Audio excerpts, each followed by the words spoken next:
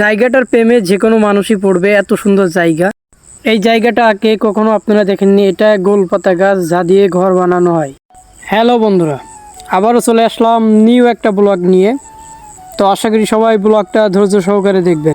নদীগুলো যে আমার এত ভালো লাগে, সবার কাছে অনুরোধ রাখবো সবাই ব্লগটা ধৈর্য সহকারে দেখবেন।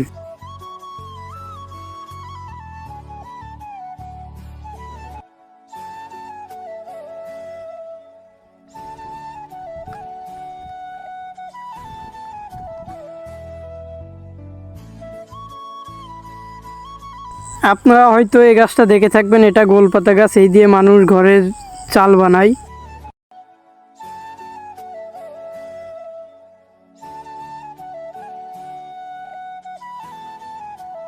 এটা আমাদের মসজিদ, এই মসজিদে আমরা নামাজ পড়ি।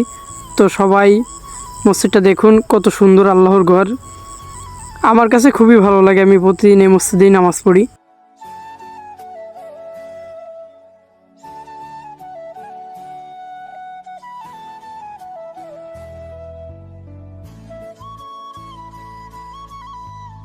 আমার পেছনে ঘেরগুলো দেখতে পাচ্ছেন, এটা আমাদের গরিবের পদ্মা সেতু।